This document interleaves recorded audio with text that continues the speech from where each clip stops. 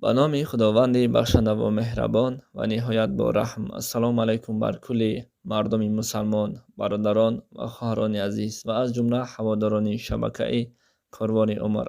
با شبکه ما خوش آمدید. خوش از آن هستیم که با ما هستید و ما را پیگیری می نمایید.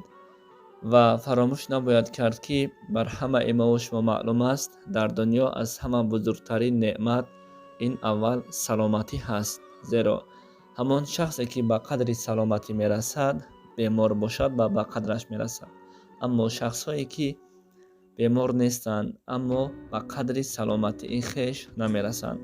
برای همین دوستان عزیز باید ما همیشه به قدر سلامتی برسیم و شکرگزار از پروردگار باشیم که خداوند قادر است ما را هم در قطار بیماران جا کند.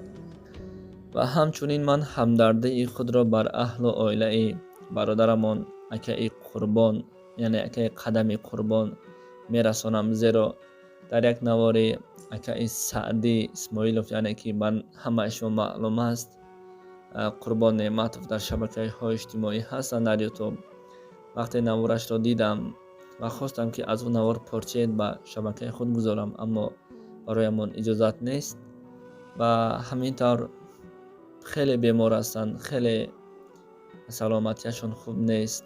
من اولا از نام خود و از نام اهل و عائله من، از نام کلی دوستانمان، از نام مردم با ننگ و با ناموس خلق تاجیکستان و برادرمان اکه قدم قربان تنصیحاتی خواهان هستیم. بزار پروردگار بر کلی بیماران شفای کامل، شفای عاجل نصیب گرداند. زیرا از ما دوستان، از ما برادران و از ما بندگان خدا و از امتان محمد مصطفی صلی الله علیه و سلم به یکدیگر این چی است؟ دعای خیر است.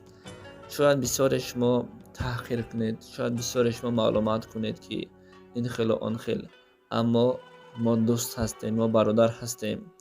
همیشه خوشحالی یکدیگر رو من میخواهم که همیشه تنصیحات باشند، سلامت باشند.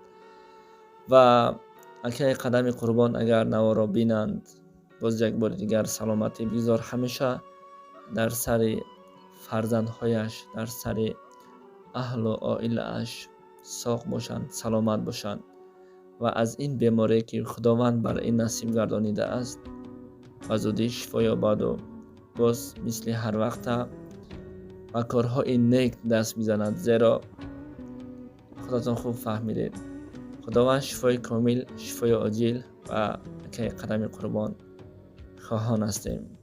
همیشه دعا میکنیم پروردگارا گذشتگان همه ما را طریق رحمت، شایسته جنت، خبرشان را پرنور بگرداند و ماندگان عمری دراز، و بیماران شفای کامل، شفای عاجل نصیب روزی بگرداند و همیشه بر همه شما باز یک بار دیگر سلامتی خواهان هستم.